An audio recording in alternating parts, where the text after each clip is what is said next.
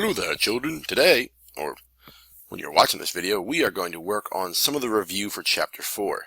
Now, I know this problem starts with number 7. You're probably asking yourself, why are we starting with number 7? We should be starting with number 1. This is from the review packet that can be found on D2L. It has many problems, so I just pulled a selected couple so we can get a little bit of practice with these. Now, I want to find out what the cosecant of 5 pi over 6 is. Now, if you look on your unit circle, you see 5 pi over 6. Now, you must remember what the definition of cosecant is. Definition of cosecant is either 1 over sine or 1 over y. Now, using that definition, and we look at the y coordinate, which you should remember is what? At 5 pi over 6, or 150 degrees,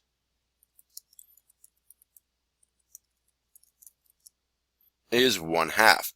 So 1 divided by 1/2 is simply, instead of dividing by 1/2, you multiply by reciprocal. So the answer for this problem is 2. Alright, moving on.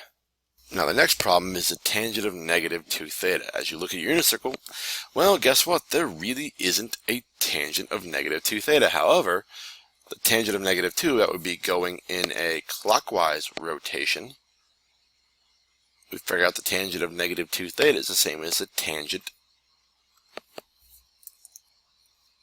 of 0. And now, remember the definition of tangent, as we recall, is y over x. In this case, the tangent of 0 equals 0 divided by 1, which is 0. So, what we've got going on for us is the answer for this problem is 0. Moving on. Now, the directions for these set of problems, like number 17 here, say please convert from either degrees to radians or radians to degrees. So in this particular problem, I need to multiply by my conversion factor. In this case, remember, it is pi over 180. Why is it over 180? Because, remember, that 2 pi makes up 1 full revolution, so pi makes up 180 degrees. And when you do this, and you end up converting the whole thing over, you end up getting 7 pi over 3. Because 420 divided by 180, you can take a 60 out of both of those. That gives you 7 over here, and a 3 down there. So there's your answer. Moving on.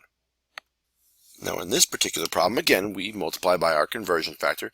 I want to go from degrees to radians, so pi over 180 seems like an appropriate conversion. Now, looking at this, unlike the last problem where it was very obvious of what's a good conversion, here, I'm not exactly quite sure, but I'm going to try a 5. So 35 divided by 5 is 7.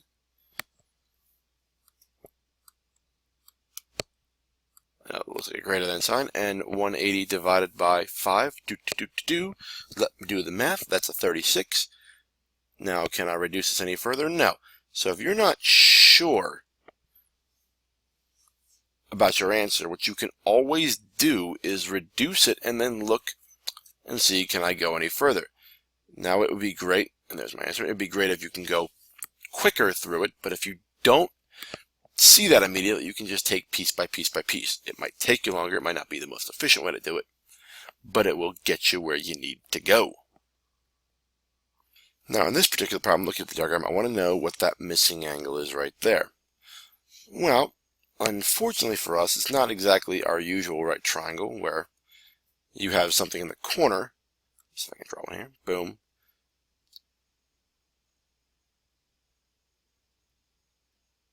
It's not like a right triangle like that, where I put my theta in the corner over here and say, go find me. The missing angle is turned in the picture a little bit. So if you turn your head a little bit, like, what do I know here? I know the opposite side, and I know the hypotenuse. And if I'm looking for a trig function with opposite and hypotenuse, there really is only one choice. It's sine. However, usually the sine of theta equals opposite of hypotenuse. I'm looking for my theta value here. So therefore, when I type this in, opposite will be 28. The hypotenuse will be 48. However, I need to have that to the negative first power. Because remember, inverse for angles. Now, when you do this work, the direction said round to the nearest degree. So even though your calculator will spit you back an answer of 35.68-ish degrees, it said round to the nearest degree, which in this case is 36. Now, don't forget your degree symbol here. That's important.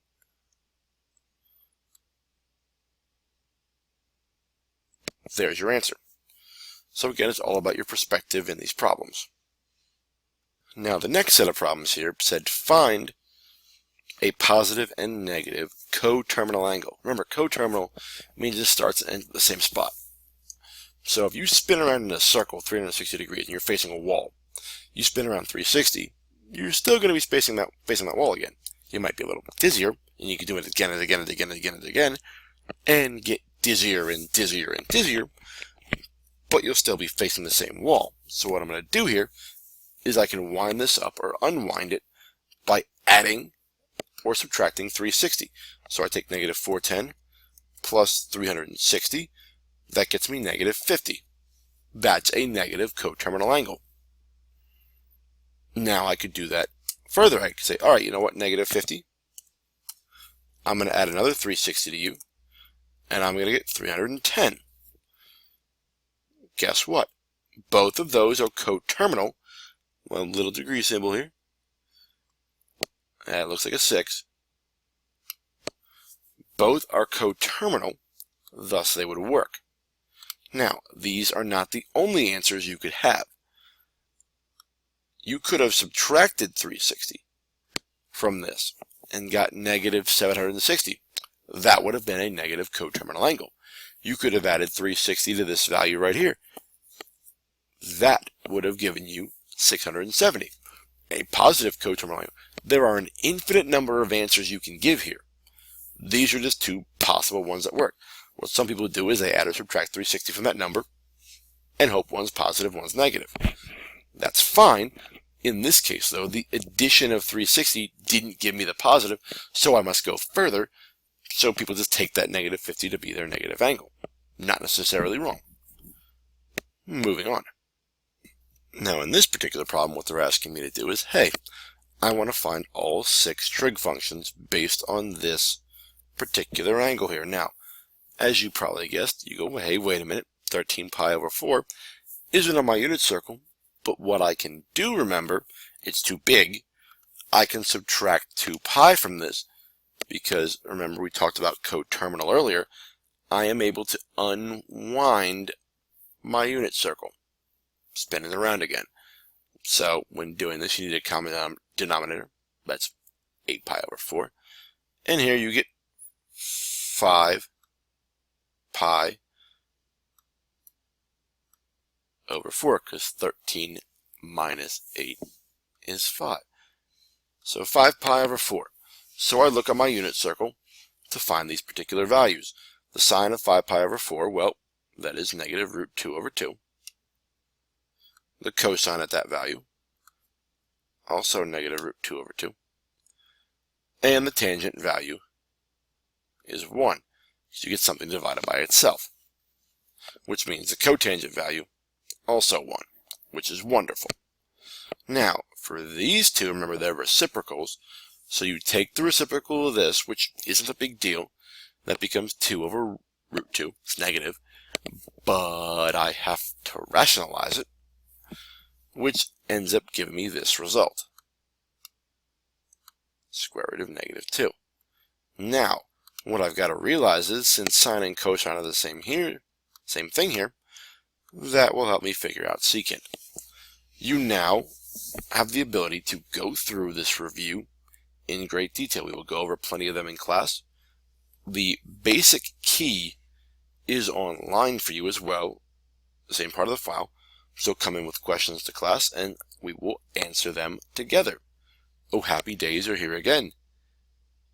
Because if you want to be the best, you have to beat the best. And this is what we're going to do here. Oh, yeah. Good day.